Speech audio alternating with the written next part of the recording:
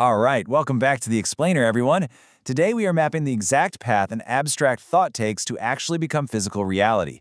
We're going to look really closely at how human authorship acts as the ultimate bridge between our fluid, messy imaginations and the cold, deterministic execution of modern machines.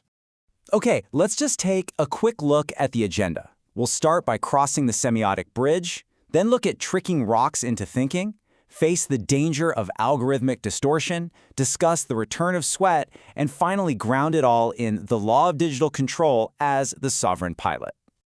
Section 1, Crossing the Semiotic Bridge. Let's get right into it. So on one side, we have our beautifully messy human cognition, which our sources call OS alpha. It's warm, it's highly associative, beautifully fluid, and driven entirely by meaning. But right on the exact opposite side of that divide sits the arithmetic logic unit, or ALU, deep inside the computer chip. It is completely cold, rigidly strict. It relies 100% on deterministic electrical voltages, and honestly, it is utterly blind to our human intentions. So the big question is, how do we cross this incredibly alien divide? Well, notice how structured text acts as the flawless translator here. Because human thought is so fuzzy, and silicon is just so totally unforgiving, we desperately need this semiotic bridge.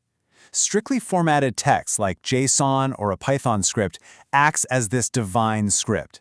It's the exact deterministic universal interface that takes our boundless ideas and squeezes them into a format the silicon can actually understand and execute.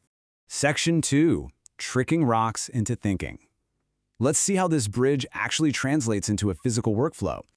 This three-step descent really proves that human thought must literally be funneled through a rigid textual bridge just to command the machine. Think about it. Step 1, your creative intent starts in your fluid mind. Step 2, you formalize that intent into the divine script using strict, structured text. And then Step 3, the hardware finally executes that exact code with absolute mathematical perfection.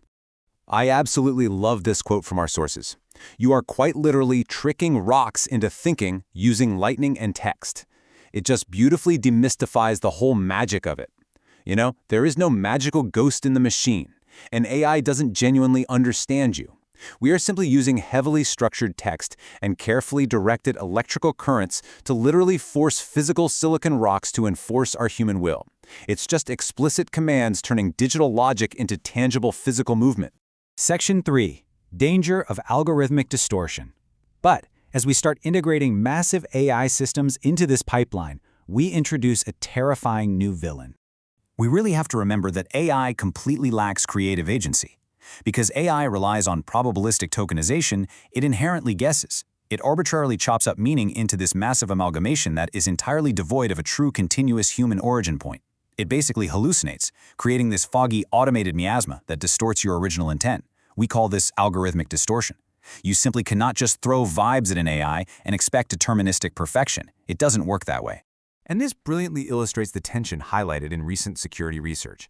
Relying solely on machine-inferred intent basically trades our precise, user-specified control for arbitrary statistical guesses. When the system infers intent, it's just interpreting the environment and making lossy, probabilistic assumptions. But when a human user specifies intent, it is manual, it's policy-based, and it is exact. Our sources clearly outline why this distinction is so critical out in the real world. Whether it's an AI hallucinating destructive code or maybe an automated dark money mailer operation quietly executing complex political campaigns without any clear human accountability. Opaque, deterministic systems operating without active human stewardship are deeply, deeply dangerous. We're essentially granting systems the power to act without demanding the clear, transparent human intent required to actually control them. Section 4, The Return of Sweat. So, how do we fight back here? How do we guarantee our intent isn't lost in the machine's guesswork? Well, you fight algorithmic distortion with human protortion. Protortion is the proactive, painstaking physical and mental effort, the sweat of the brow, required to continuously steer and forcefully bend the deterministic machine back toward the exact human mandate. Our sources note that developers intentionally design automated systems to use humans as a moral crumple zone.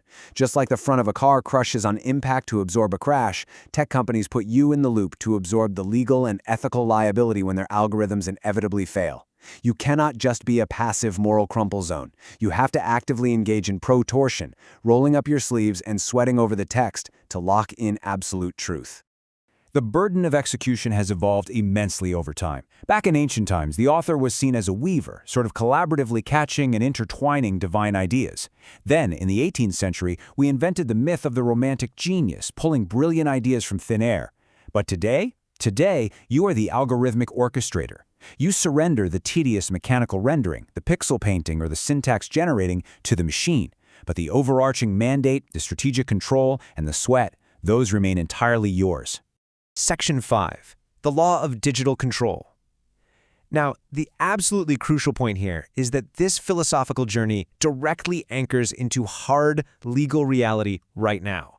New York law has officially modernized to recognize this exact dynamic. By adopting UCC Article 12, they've introduced controllable electronic records, or CERs. The new baseline legal reality is that control beats filing. This literally means whoever practically commands the digital asset effectively owns the digital reality. Legal rights aren't just about pieces of paper and a registry anymore. They are established functionally through absolute technological control.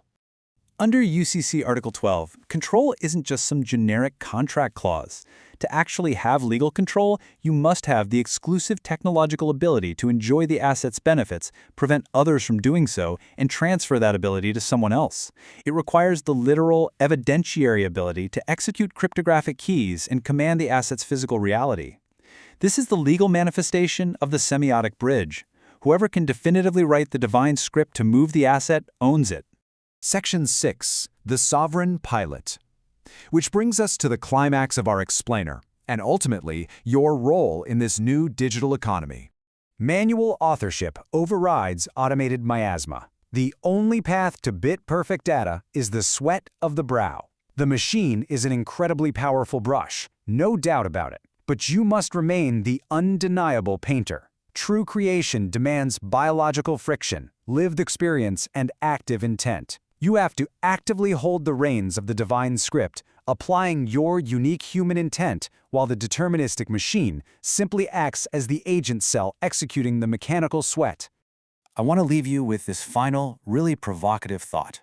As these incredibly powerful agentic tools integrate into absolutely every aspect of our lives, from creating art to executing legal contracts, will you passively absorb the machine's failures?